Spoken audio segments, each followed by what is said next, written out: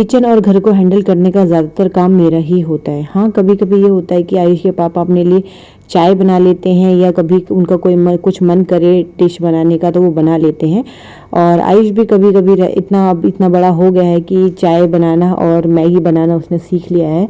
तो चाय तो नहीं, लेकिन मैगी कभी कभार बना लेता है इंडक्शन पे। लेकिन फिर भी ओवरऑल ज़्यादातर काम किचन में और घर का जो होता है उसको मैनेज करने का, उसको संभाल के रखने का काम मेरा ही होता है। और आई थिंक मेरी तरह ज़्यादातर घरों में जो लेडीज़ें होती हैं, जो स्पेशली जो हाउस वाइफ्स होती हैं, वो भी मेरी तरह ही अपने घर और किचन को मैनेज करके चलती होंगी।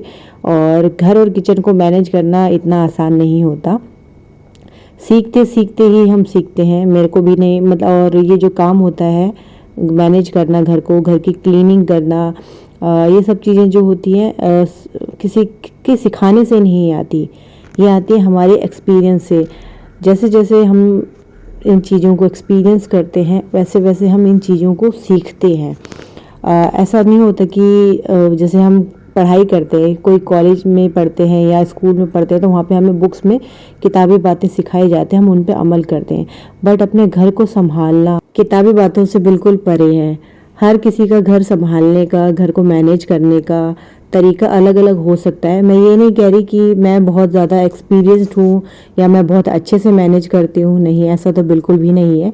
बट ये हाँ, ये ज़रूर कह सकती हूँ कि मेरी अपनी तरफ से पूरी कोशिश रहती है कि मैं अपने घर को अच्छे से क्लीन रखूँ और अपने घर का जो भी चीज़ है, सामान है, उसको अच्छे से अरेंज करके रखूँ। और अपने घर का जो मैनेजमेंट है उसे भी जितना हो सके, जितना मुझे आता है, और भी सीखने की कोशिश ज़रूर करती हूँ।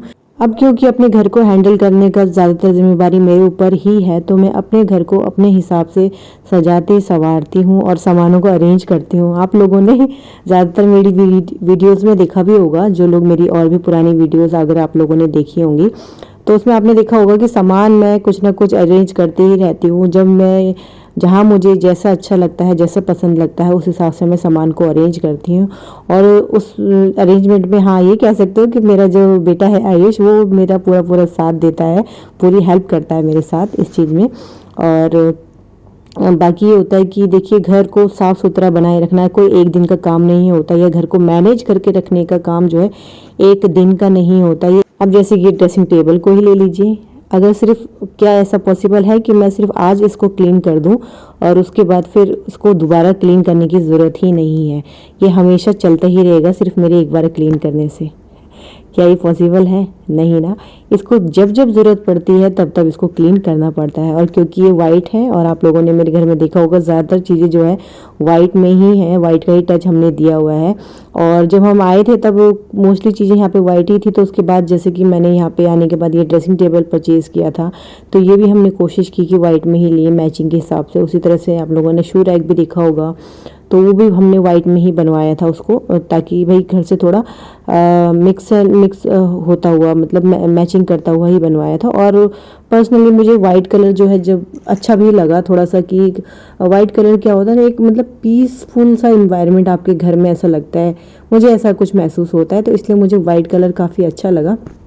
तो मैंने जो भी चीज़ें ली यहाँ आने के बाद कोशिश की कि उनको वाइट कलर में ही लूँ थोड़ा सा।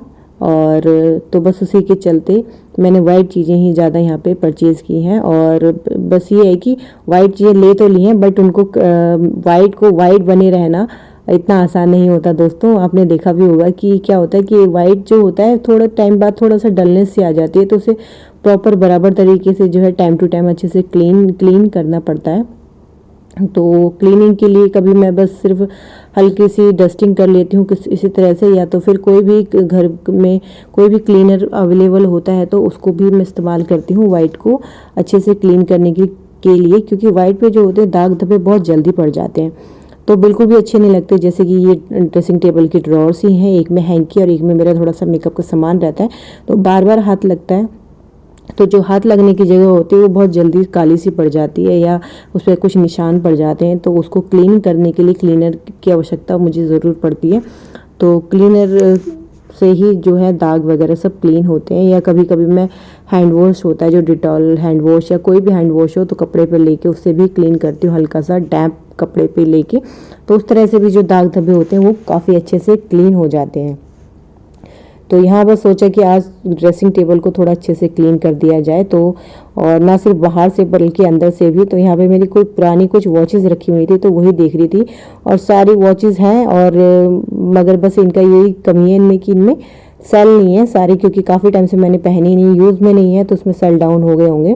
और एक घड़ी मुझे अपनी नज़र आई, शादी की भी घड़ी थी जो कि देख के काफ़ी अच्छी थी, गोल्ड कलर में है और उस टाइम चलती थी चेन वाली, छोटी सी एकदम प्यारी सी लगती है, क्यूट सी घड़ी, वो भी दिखी। तो बस ज़्यादा कुछ घड़ियों पहनने का शौक़ तो है नहीं पहले, लेकिन बहुत रहता था, तो इसलिए मेरे पास घड़ियाँ हैं, लेकिन अभी इतना कुछ ज़्यादा नहीं है। तो ड्रेसिंग टेबल तो क्लीन हो गया था, तो उसके बाद फिर अंदर वाले रूम में आई, और यहाँ पे ये हमारी कुछ फ़ोटोज़ वगैरह हैं। यहाँ पे ये जो भी मैंने फ़ोटो क्लीन की थी इससे पहले, वो हमारी शादी के बाद की, पहले जब हम वैष्णो देवी गए थे वहाँ की फ़ोटोज़ वगैरह हैं, तो वो सब मैंने कुछ लगा रखी है। और साथ में ये जो सबसे ऊपर जो फ़ोटो लगी है वो मम्मी पापा की है। अभी आपको वीडियो में नज़र नहीं आ रहा हो क्योंकि फ़ोन का मैंने कुछ इस तरह से रखा हुआ था कि मेरे को नहीं दिखाई दिया था इतनी दूर से, मैं अपने कामों में व्यस्त थी बस। तो यहाँ पे मैंने 2-3 फ़ोटोज़ लगाई हुई हैं, एक में आयुष के फर्स्ट बर्थडे की है और एक हमारी शादी के बाद जो हमने फर्स्ट फ़ोटो खिंचवाई थी वो है, और एक मम्मी पापा की फ़ोटो है वो लगाई हुई है।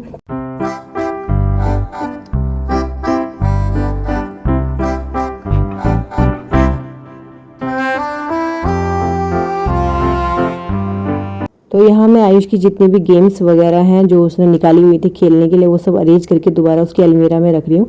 मोस्टली सामान मैं कोशिश करती हूँ कि आयुष की जो भी टॉयज़ वगैरह हैं या कपड़े हैं, तो और जो भी जो उसका सामान रहता है वो उसके रूम में ही रखूँ।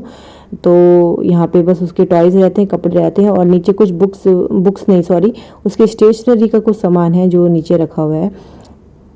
तो इस तरह से, और जो उसके पुराने कपड़े हैं वो सब चीज़ें सब नीचे मैंने अरेंज करके रखी हुई हैं, और जो अभी करंटली पहन रहा है वो बिल्कुल ऊपर निकाल के रखे हुए हैं। तो इस तरह से मैंने उसके अलमीरा को जो अरेंज करके रखा हुआ है, और उसके बाद बस अलमीरा में उसके टॉयज़ रख दिए। उसके बाद ये बिस्तर वगैरह से अच्छे से झाड़ती हूँ। ये फ़ोटो फ्रेम वगैरह क्लीन किया तो हल्की फुल्की धूल इस पर भी गिर गई होगी।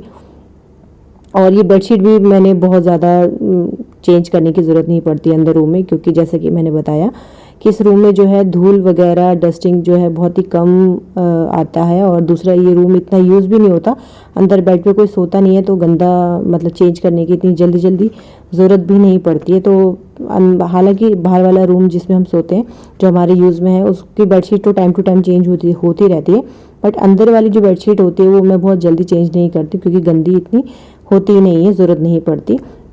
तो अब सारा झाड़ने डस्टिंग का जो भी काम था वो सब हो गया। उसके बाद फिर अब बस अपना झाड़ू वाड़ू लगाया, डेली क्लीनिंग में का जो काम है, तो झाड़ू वाड़ू अच्छे से लगा लिया। उसके बाद बस फिर अपना मोपिंग वगैरह किया।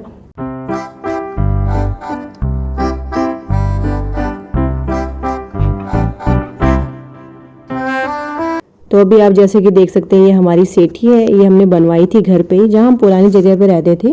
तो वहाँ पे क्या था कि स्पेस नहीं था इतना, तो तब हमने ये सेठी बनवाई थी कि इसमें जो आयुष का जो टॉयज़ वगैरह और जो बुक्स हैं वो सब इसी में आ जाएंगी। तो बस दोस्तों आज की वीडियो में इतना ही। उम्मीद करती हूँ कि आज का वीडियो जो है थोड़ा सा डिफरेंट मैंने बनाया था, आप लोगों को पसंद आया होगा, और पसंद आएगा तो वीडियो को लाइक शेयर ज़रूर कीजिएगा। तब तक के लिए बाय बाय, मिलते हैं फिर एक नए वीडियो में।